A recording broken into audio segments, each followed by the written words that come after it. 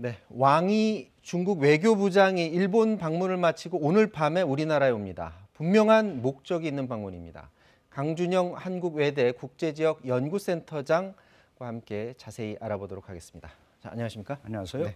지금 왕이 외교부장이 일본 거쳐서 이제 우리나라를 방문하게 되는데 아무래도 이제 미국에서 바이든 새 정부 출범 앞두고 먼저 주변국들을 좀 어떻게 다잡기 위한 방문 이렇게 봐야 될까요? 어떻습니까? 그렇죠.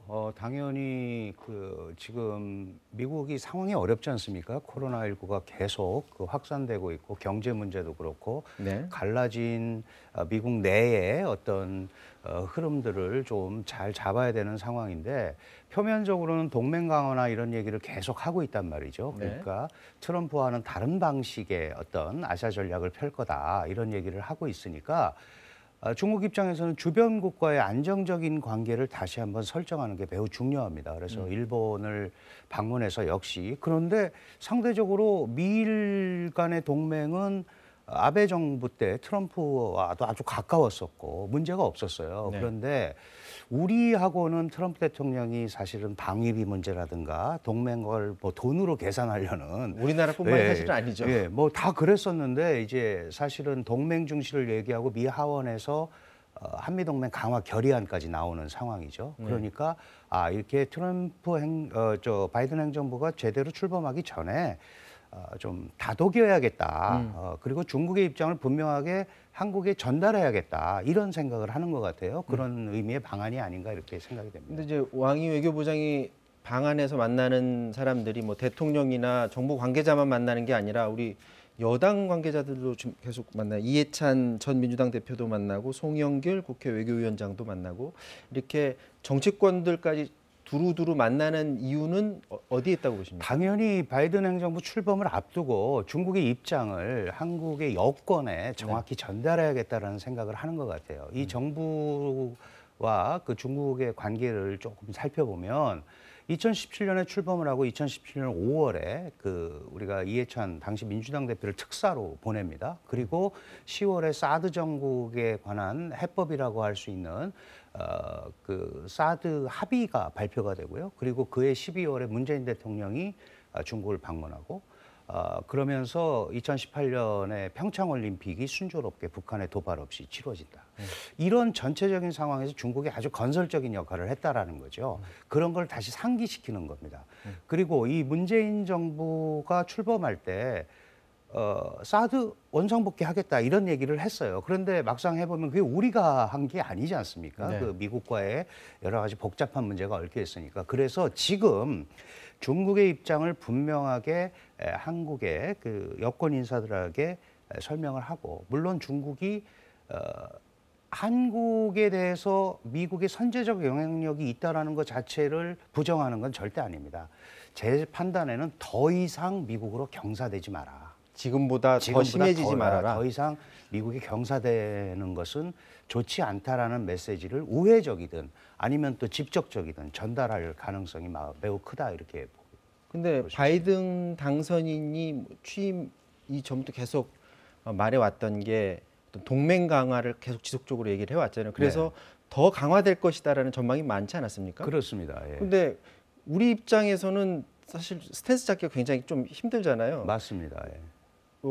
왕이 외교부장이 그렇게 말을 했을 때 우리가 또 스탠스를 또 잡는 부분도 굉장히 힘들 것 같아요. 사실 중국의 입장을 우리가 듣는 거죠. 우리도 또 우리의 입장이 분명히 있지 않겠습니까? 네. 예를 들어서 한국이 안보 쪽으로는 한미 동맹 방위 조약에 의해서 지금까지 왔고, 경제적으로는 우리 무역액의 4분의 1이 중국과 교역에서 이루어지고, 이건 현상이죠. 네. 이거는 어떻게 누가 어떻게 할 수는 없는 건데, 다만 이런 현상을 인위적으로 깨는 거는 안 좋다는 거죠. 그런데 중국이 볼 때는 바이든 행정부가 이제 출범을 한다면 분명히 트럼프 행정부와는 다르게 동맹을 강화하고 동맹과 같이 중국을 제도적으로 압박할 가능성이 높다라고 중국에서는 판단을 하고 있는 것 같습니다.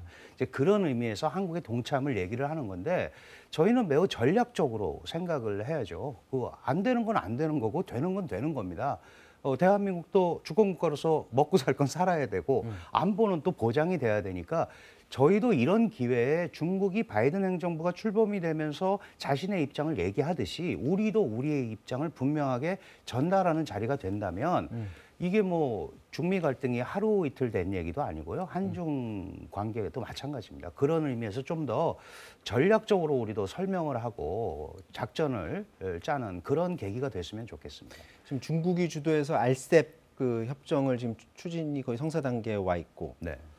여기에 대해서 한중일 FTA를 이제 의제로 삼아서 외교부장이 방한한 것으로 지금 보여지는데 아무래도 경제를 미끼로 해서 우리나라를 자꾸 설득하려는 방향으로 간다고 보면 될까요? 그렇습니다. 그 한미일 삼각 안보 체제의 공고화를 중국이 제일 싫어하는 거거든요. 네. 한미 동맹, 미일 동맹, 한일은 동맹은 아니지만 네.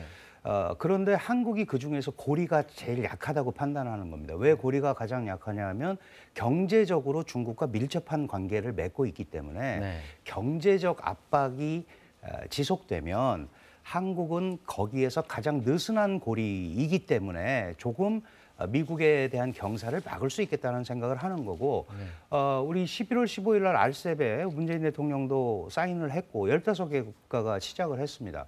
사실 어떻게 보면은 이게 이제 기존의 TPP, 오바마 시절에 한 TPP를 중국 견제로 출범을 시켰었는데 네. 트럼프 대통령은 취임하자마자 탈퇴해버렸단 말이죠. 그래서 사실 세계 최대의 FTA 조직을 지금 갖고 있는 거예요. 그러면 여기에는 일본도 들어가 있고 호주도 들어가 있고 한국도 들어가 있고 뉴질랜드도 들어가 있습니다. 미국의 우방이라고 할 수 있는. 결국 이런 찬스에서 한국의 역할이 매우 중요해진 거죠. 그런데 한국은 사실 엄격하게 얘기하면 TPP에도 가입을 해야죠. 사실 우리도 양자 관계를 다 자연스럽게 가져가야 됩니다. 제가 그래서 말씀드린 건 중국은 자신의 생각이 이렇다는 얘기를 계속 할 거고 네. 그럼 우리도 계속 우리 얘기를 하는 수밖에 없다. 여기서 어떤 편을 든다는 거는 매우 그 한국의 입지를 스스로 제약할 수 있는 상황이기 때문에 그런 생각을 좀 해야 될 것 같습니다. 지금 시진핑 주석이 뭐 방한을 할 가능성이 높다라는 얘기가 있는데 지금 코로나 상황이 지금 심각한 상황인데 연내 시진핑 방한이라든지 아니면 한중일 정상회 이게 가능하다고 보십니까? 사실 여러 가지 좀 어려울 것 같습니다. 왜냐하면 지금 이제 벌써 12월이 다 됐는데요. 네. 한중일 삼국 정상회의는 한국이 이번에 우리가 그 주최국인데 원래 그거는 리커창 총리가 오게 돼 있어요. 네. 만약에 이제 그게 되면 한 국가의 총리와 국가주석이 동시에 방문하는 경우도 없고 지금 중국도 경제적으로 매우 복잡합니다. 특히 내년에 이제 경제를 어떻게 소위 다시 한번 소생시킬까에 대해서 고민이 많은데 그 중요한 회의가 경제공작회의라는 회의가 있거든요. 네. 그게 12월 중하순에 열립니다. 그 준비도 해야 되고 코로나도 복잡하고 일본에서도 아마 시진핑 국가주석 방일 문제도 얘기는 안 하는 걸로 그렇게 돼 있기 때문에 지금 올해 안에 방한하는 건 어렵지 않겠느냐. 한중일도 한일 관계가 얽혀 있습니다.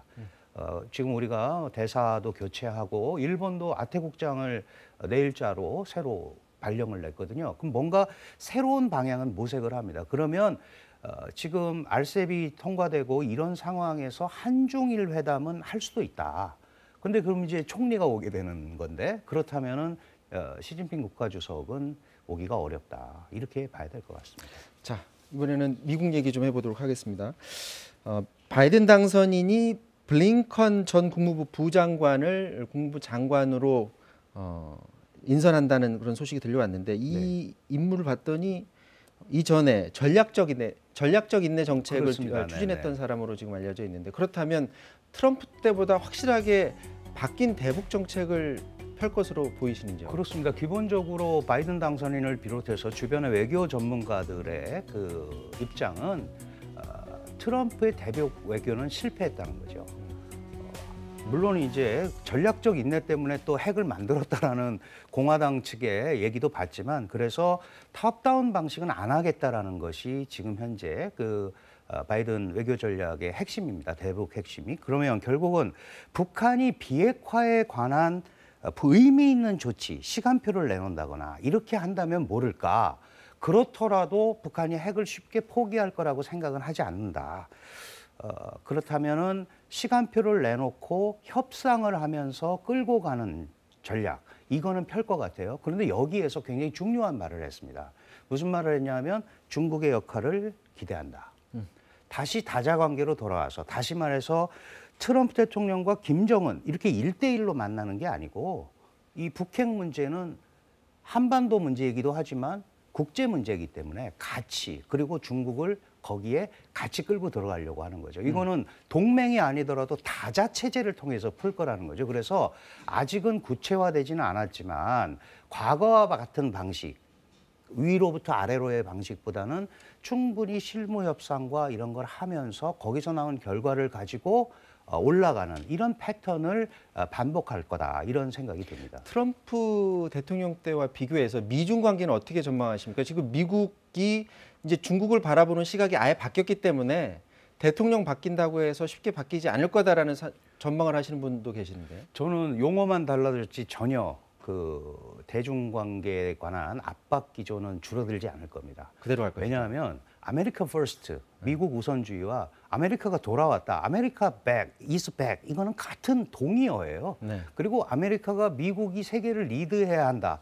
이것도 동의어지 않습니까? 그런데 지난 4년간 트럼프의 유산이 있습니다. 트럼프가 중국을 압박하고 이런 과정에서 많은 미국인들이 중국이 정말 우리를 위협하고 있구나라는 인식을 하게 됐고, 부정적 이미지가 민주당, 공화당을 막론하고 70, 80%를 계속 오가고 있거든요. 그렇다면 바이든 입장에서는 기존에 그렇게 돼 있는 걸 돌려놓을 필요가 전혀 없는 거죠. 그거는 그대로 가지고 가되 전략만 1대1 전략, 그러니까 미국 대 중국의 1대1 전략이 아니고 중국을 때리더라도 같이 때리는 전략, 동맹과 함께. 그러니까 사실은 중국으로서는 더 어려워지는 겁니다. 겉으로는 트럼프 대통령이 말을 거칠게 하지만 협상의 여지가 있었다 이거죠. 우리 거 많이 사달라고 그러면 사준다고 그러면 넘어갔지만, 오히려 바이든은 외교 전문가고 스스로가 부통령을 했었고, 그래서 아마 미중 관계도 더 이전보다 좋아질 거라고 보지는 않습니다. 다만 중국은 그래도 예측이 가능하다. 바이든은 예측이 가능하다라는 차원에서는 새로운 전략으로 간다면 시간 끌기 내지는 이런 것들은 가능하지 않을까, 그런 생각은 하는 것 같습니다. 자, 마지막으로 짧게요. 자, 미중 간의 관계가 그럼 계속 그런 갈등 관계로 나아간다면 우리가 외교적으로 굉장히 힘든 줄타기를 해야 될 것 같은데, 우리 스탠스 어떻게 잡아야 됩니까? 저는 기본적으로 이제 자꾸 선택 얘기를 하는데요. 네. 미국과 중국 모두가 선택의 대상이 아니고 설득의 대상이라는 생각으로 프레임을 바꿔야 된다고 생각합니다. 대한민국의 국익을 정하고 핵심 이익을 정하고, 이 문제는 이래서 되고 이 문제는 이래서 안 된다는 얘기를 분명히 하면서 설득을 하면서 계속 나가는 것이 대한민국의 국익에 가장 유효하지 않을까, 이런 생각을 합니다. 자, 이제 바이든 미국 대통령 시대 두 강대국 사이에서 우리나라가 어떻게 보면 이제 줄타기일 수도 있는데 충돌 없이 잘 헤쳐 나가야 될 것 같습니다. 자, 지금까지 강준영 한국외대 교수와 말씀 나눴습니다. 고맙습니다. 감사합니다. 네, 사사건건 마치겠습니다. 내일 다시 뵙겠습니다. 고맙습니다.